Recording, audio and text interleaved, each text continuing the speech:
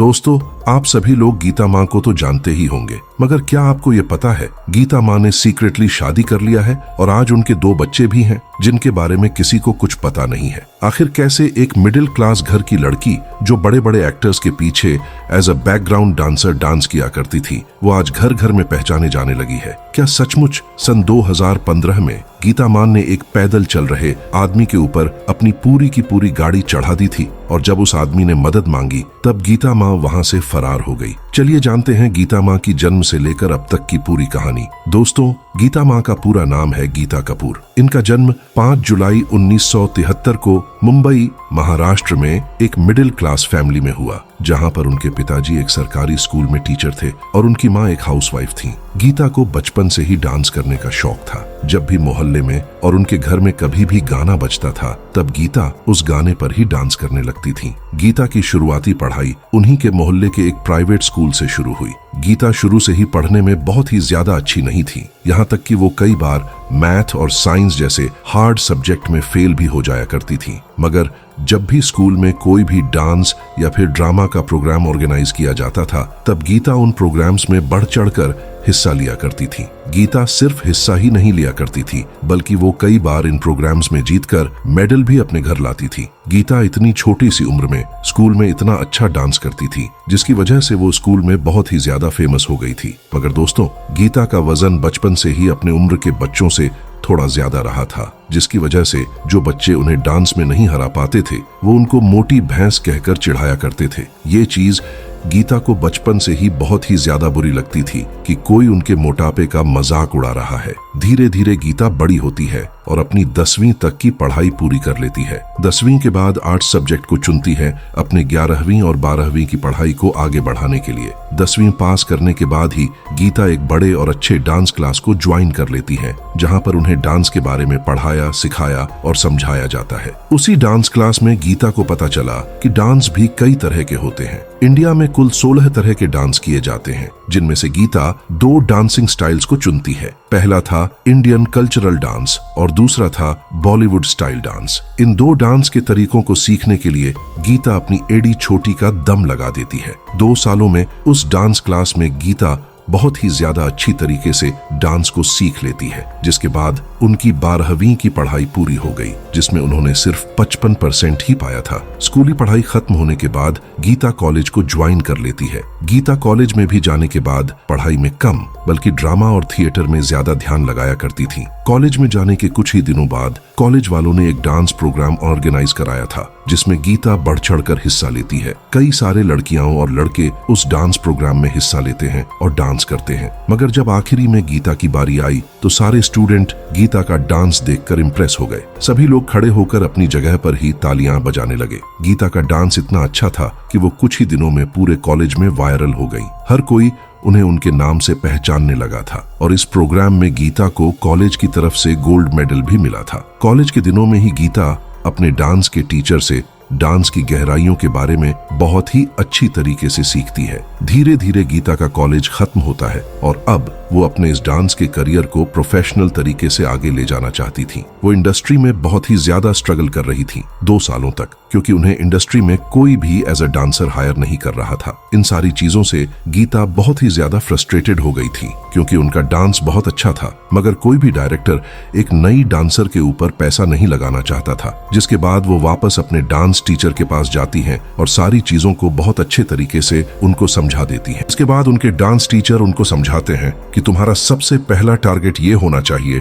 कि तुम बॉलीवुड इंडस्ट्री में किसी भी तरह पहले घुसो, उसके बाद अपने करियर को आगे बढ़ाना। ये चीज गीता बहुत अच्छी तरीके से समझ लेती है और उसके बाद गीता बैकग्राउंड डांसर के तौर पर बॉलीवुड में एंट्री ले लेती है। गीता की पहली फिल्म थी कुछ कुछ होता है। उसमें एक गाना था तुझे याद ना मेरी आई। उसमें गीता ने बैकग्राउंड डांसर का काम किया था। जब ये डांस खत्म होता है तो गीता पहली बार अपनी जिंदगी में डांस करके पैसा कमाती है। उस समय गीता को सिर्फ 226 रुपए दिए गए थे। बैकग्राउंड डांसर का काम करने के लिए गीता को ये पैसे बहुत ही कम लग रहे थे, मगर गीता इसमें कुछ भी कर नहीं सकती थी, क्योंकि वो एक बैकग्राउंड डांसर थी। अगर वो ज्यादा कुछ बोलती तो उन्हें बैकग्राउंड डांसर से भी हटा दिया जाता। इसके कुछ ही महीनों बाद उन्हें दूसरी फिल्म में काम करने का मौका मिला जिसका नाम था मैं हूं ना। इस फिल्म के भी कई सारे गानों में गीता ने बैकग्राउंड डांसर का काम किया। 8 सालों तक लगातार बैकग्राउंड डांसर के तौर पर काम करने की वजह से गीता का बॉलीवुड में छोटे मोटे लोगों से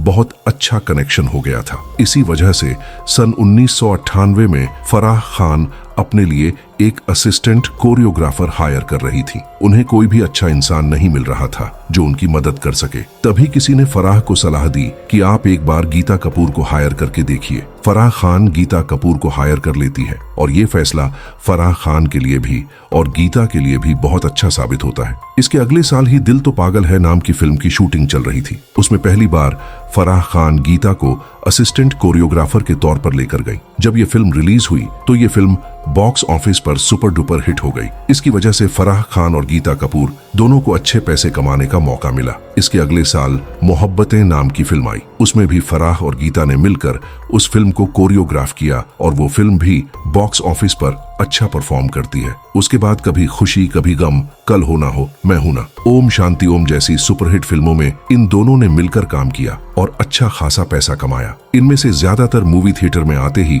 सुपरहिट हो जाया करती थी। 6 सालों तक गीता फराह खान के साथ असिस्टेंट कोरियोग्राफर के तौर पर काम करती रही। इस वजह से उन्हें काफी अच्छा अनुभव हो गया था। इसके बाद सन 2000 में गीता ने डिसाइड किया कि अब वो एक इंडिपेंडेंट कोरियोग्राफर के तौर पर काम करेंगी, क्योंकि उन्होंने इतनी सारी सुपरहिट फिल्मों में काम किया था जिससे उनका अनुभव काफी बढ़ चुका था। इसके बाद उन्होंने फराह खान से अलग होकर अपना करियर शुरू किया। इंडिपेंडेंट कोरियोग्राफर के तौर पर गीता की पहली फिल्म थी फिजा। ये फिल्म बॉक्स ऑफिस पर बहुत बुरी तरह फ्लॉप हो गई। इस फिल्म के फ्लॉप होने के बाद गीता डर गईं। उन्हें लगा कि कहीं उन्होंने फराह खान से अलग होकर कोई गलत फैसला तो नहीं ले लिया। इसके अगले साल गीता ने एक और फिल्म को कोरियोग्राफ किया जिसका नाम था अशोका। ये फिल्म भी बॉक्स ऑफिस पर फ्लॉप हो गई। उसके बाद साथिया मूवी आई जो सन 2002 में रिलीज हुई। ये फिल्म भी बुरी तरह फ्लॉप हो गई। 3 लगातार फ्लॉप मूवीज देने के बाद गीता कपूर डर गई। उन्हें लगा कि अभी और सीखने की जरूरत है।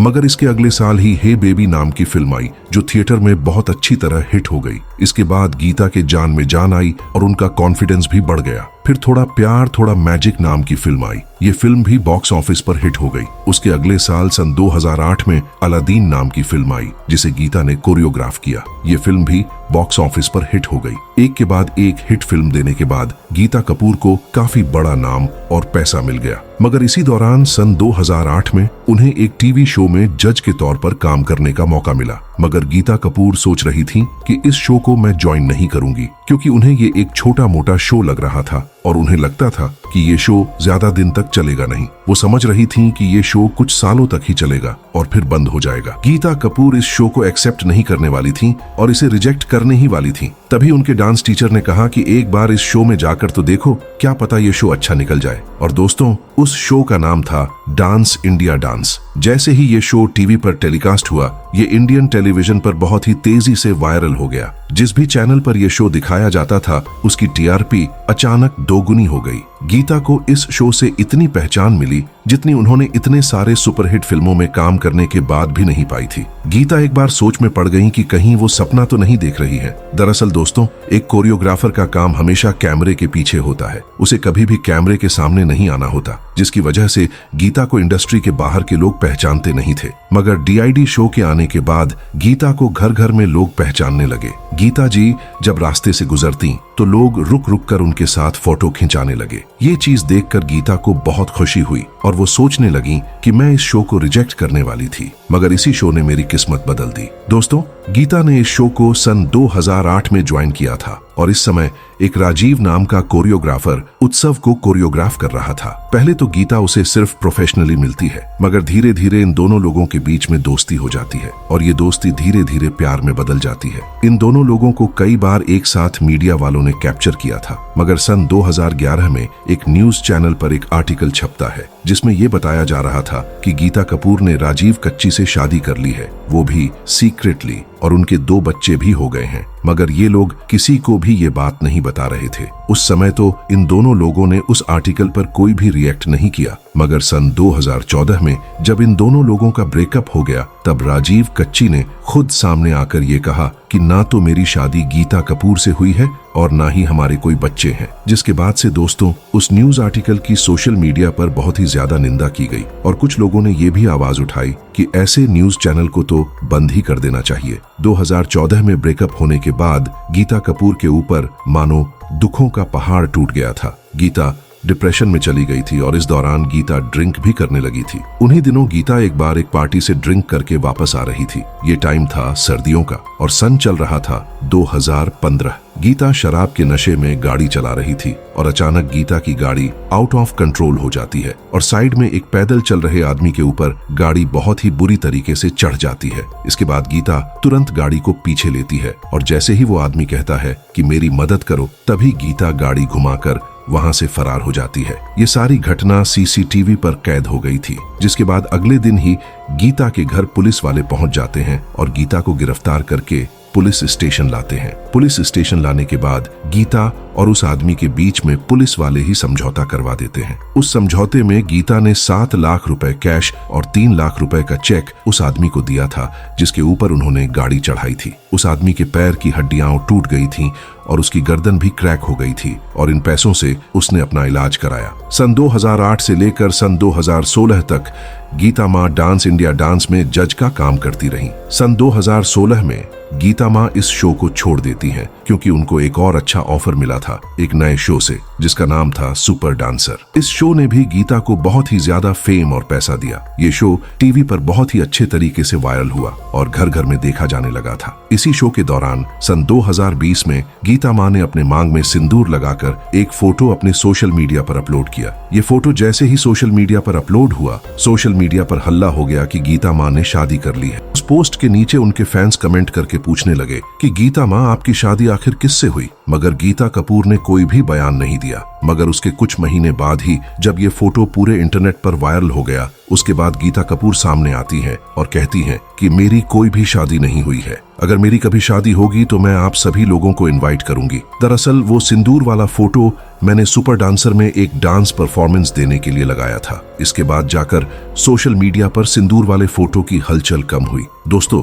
मिडिल क्लास फैमिली बैकग्राउंड से आने की वजह से गीता को शुरुआती दौर में बहुत ही ज्यादा कठिनाइयों का सामना करना पड़ा था क्योंकि बॉलीवुड एक ऐसी इंडस्ट्री है जहां पर आपको अपने तरफ से भी काफी पैसे लगाने पड़ते हैं और स्टार्टिंग के दिनों में बॉलीवुड में जो भी जाता है उसे नाम मात्र के पैसे मिलते हैं। जैसे गीता कपूर को भी ऐसे बैकग्राउंड डांसर का काम करने के लिए उस समय सिर्फ 226 रुपए ही मिले थे। मगर धीरे धीरे गीता मेहनत करती रही और अपने करियर में आगे बढ़ती रही। जब वो फराह खान के साथ काम करने लगी थी तो उन्हें महीने का लगभग 45,000 रुपए तनख्वाह फराह खान दिया करती थी। उस समय तक गीता कपूर की जिंदगी थोड़ी सी सेटल हो चुकी थी क्योंकि उस समय 45,000 रुपए की कीमत काफी अच्छी खासी हुआ करती थी। जब वो एक इंडिपेंडेंट कोरियोग्राफर के रूप में काम करने लगी तो उस समय वो एक फिल्म का लगभग 2 लाख रुपए लिया करती थी। इस समय तक गीता कपूर की जिंदगी में पैसों की कमी खत्म हो चुकी थी। इसके बाद उन्होंने मुंबई में ही कई सारी प्रॉपर्टीज भी खरीदी। जब उन्होंने सन 2008 में DID को ज्वाइन किया था तो उन्हें प्रति एपिसोड 80,000 रुपए मिल रहे थे और महीने में लगभग 8 एपिसोड आते थे, जिसकी वजह से वो महीने में 3,40,000 रुपए कमा लिया करती थी। मगर जब उन्होंने DID शो छोड़ा तो उस समय तक उनकी तनख्वाह प्रति एपिसोड 3 लाख रुपए तक पहुंच गई थी। सुपर डांसर को उन्होंने 4 लाख रुपए प्रति एपिसोड पर ज्वाइन किया था। कुछ रिपोर्ट्स के मुताबिक आज गीता कपूर की पूरी नेटवर्थ लगभग 51 करोड़ रुपए है और उनकी मुंबई में कई सारे फ्लैट्स और बिल्डिंग भी हैं। दोस्तों, ये तो हो गई गीता कपूर की कहानी, मगर क्या आपको ये पता है सुशांत सिंह राजपूत को किसने मारा था? क्या वो बॉलीवुड का कोई बड़ा डायरेक्टर था या प्रोड्यूसर था या फिर वो रिया चक्रवर्ती थी? अगर आपको ये जानना है तो वीडियो स्क्रीन पर आ रहा है, क्लिक करके जरूर देखिएगा।